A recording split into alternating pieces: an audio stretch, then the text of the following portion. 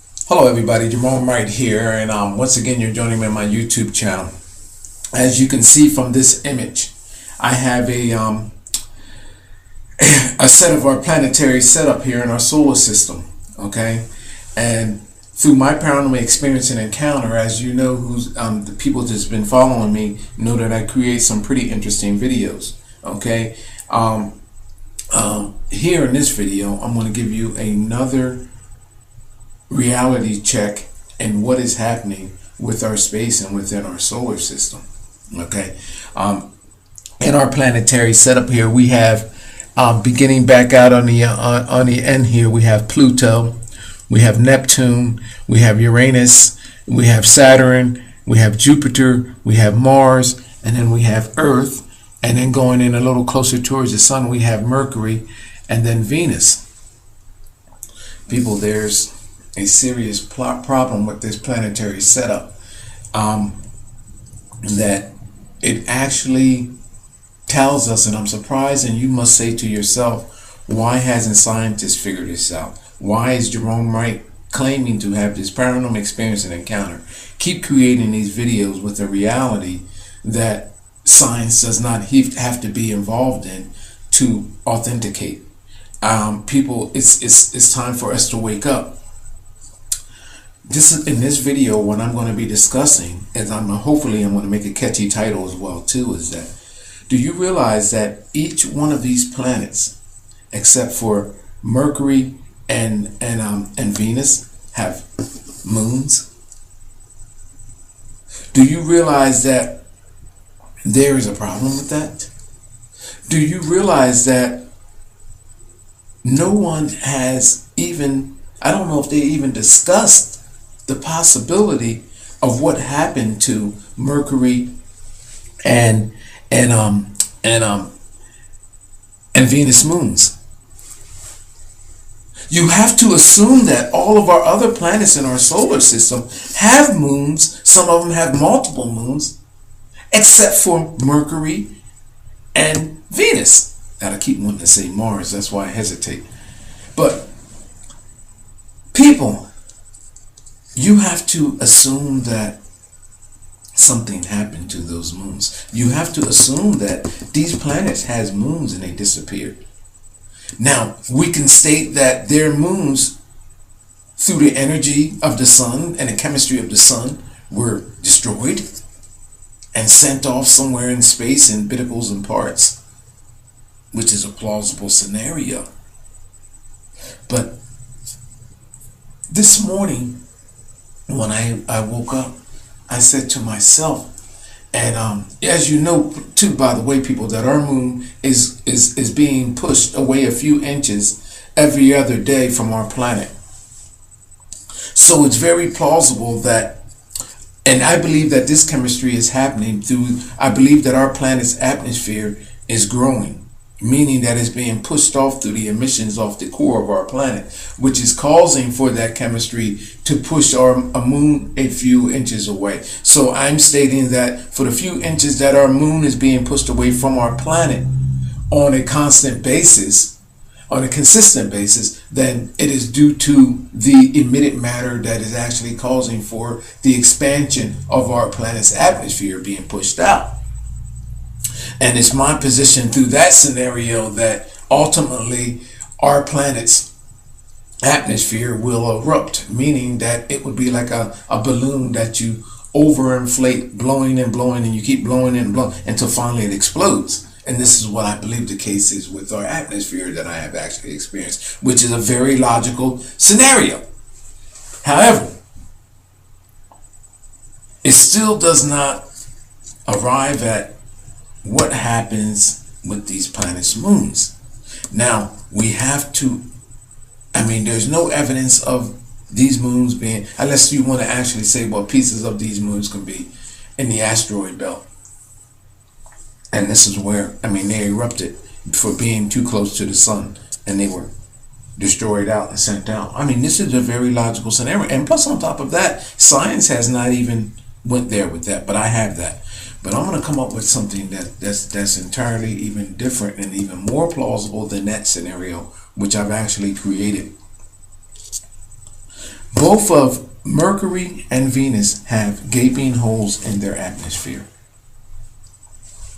which I stated in my first scenario, given that in description that their atmospheres erupted by being overflated by emitted matter off the core of these planets' cores,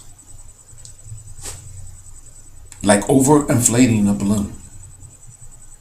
And the chemistry from that happening is through the chemistry between and the interactions between the sun and any given planet, which is actually happening to our world as well. I'm stating now that there is something else that actually happens in this scenario that has to be looked at as being a reality. I'm stating that at some point or another, between the the radioactive chemistry. Where's my sun at here? I done enlarged this to the point that where we can't see our sun. So let me take this back down some. There's our sun right there. I took the sun out of the equation. There's our sun right there. That the sun's energy is everly increasing. I'm looking at these planets as eggs being thawed out, as the sun being an incubator, and this radioactive chemistry is causing for the cores of these planets to heat up, and it's actually spawning life into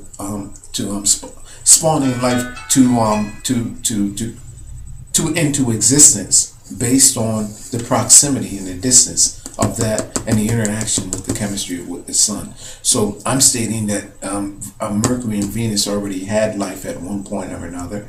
Earth is now current, and then so forth and so with, as this radioactive chemistry of the sun is going out. I'm also accusing NASA of actually seeding or planning life on Mars right now, as it is with what our ancestors been doing all along.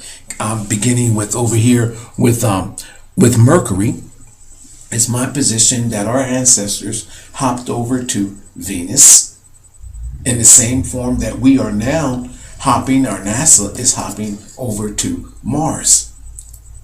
So as these planets are being spawned into life and subsequently dissolved of their life by the sun giveth and the sun taketh away, our ancestors are planet hopping. Not in the form of the physical sense, but it's my position that our ancestors are sending these extremophile microorganisms, which carries the information to help life create alone on the next world. And I have the scenario for that as well too. However, because I'm going through this genuine experience and encounter, let me remind you, it's my position that we first came from Venus. Well, actually, I'm sorry, from Mercury. We went on to Venus, and now we exist on Earth. In the future, as Mars is spawned to life and comes into acquiring its atmosphere, then life forms will be on Mars as well. And those life forms will contain information based on that of which NASA is sending secretly to Mars right now. Eventually, as that planet evolved into the scenario of what we are enjoying today on our world, and this global warming and this climate change and extinction runs its course, then the next planet in order will these existences of beings will inhabit or start to inhabit or colonize the next world. Not in the sense of a physical sense where they're physically walking. It will take millions upon millions of years for those extremophiles, which are carrying the DNA and the informations and the keys to the evolution of life, of creating this life, as we are doing now, is secretly doing through ancient rooted religion and royalty, which has the keys to this stuff. What is happening is going to continue to keep happening as they evolve from one planet to the next. And that's where these gaps are in history, in ancient history. But anyway, this is not what I'm talking about here in this video. I just had plenty of time, so I just wanted to throw that in there. What I'm stating is happening right now, what happened to their moons, is that I believe that there is a breakdown in the magnetic fields, the gravity hold, the gravitational hold, the ability for a planet to hold its moon at a bay, or push it, or should I say no, to hold the moon at a bay at a point in the time between the evolution of that world and the sun. Its moons are remanded or condemned to that planet, which means that Mercury moon caused that gaping hole in its side by collapsing like an asteroid or like a meteor or like a meteorite. It collided with that world, and as a result blew a hole, ruptured the atmosphere of the planet. It's my position that we can apply the same scenario to Venus, because people from here on back are moons.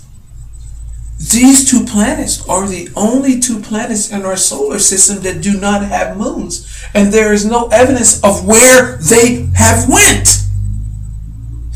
Either scenario that I present has to be taken into reality.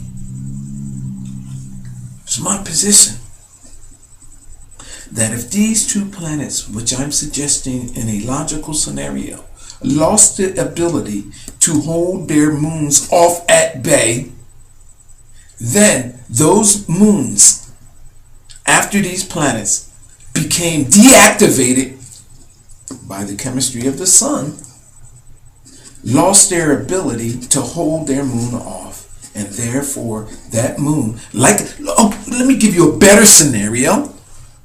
A satellite losing its orbit or its ability to stay in orbit with its planet falls back to the world. Now, this in a real sense happens today. Objects in orbit with our world, man-made objects set into space, falling back to our planet after it loses its orbit or its ability to stay in orbit. People, there are no moons here. Now, let's go to Earth. Imagine what I'm stating as being true. An Earth moon. Once the sun,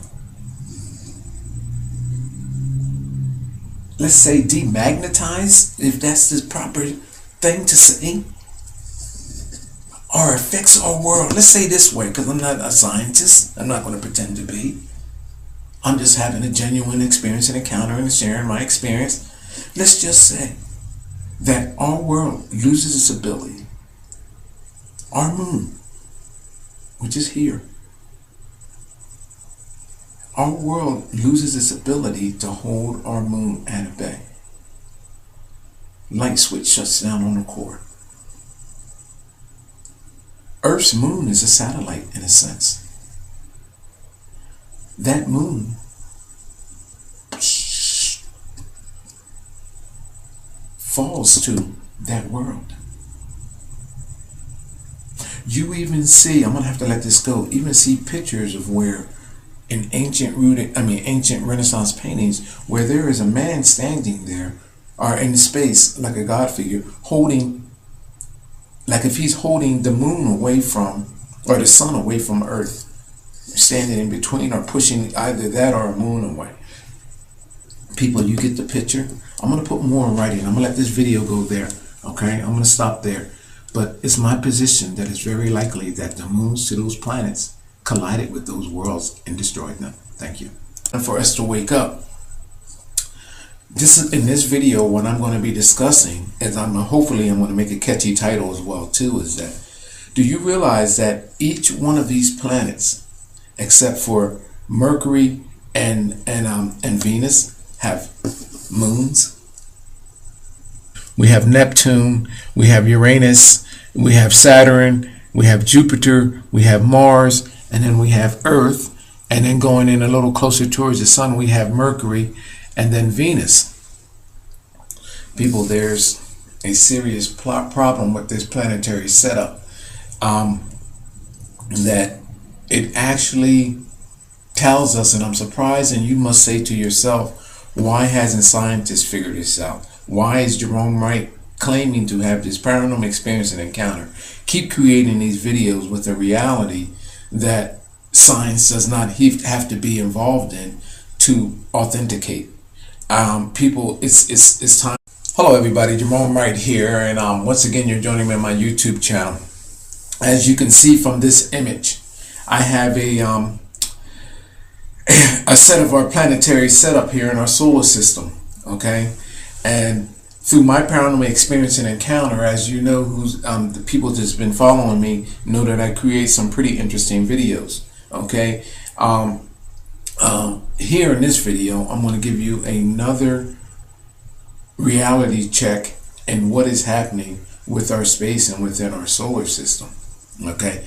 In our planetary setup here, we have beginning back out on the end here, we have Pluto.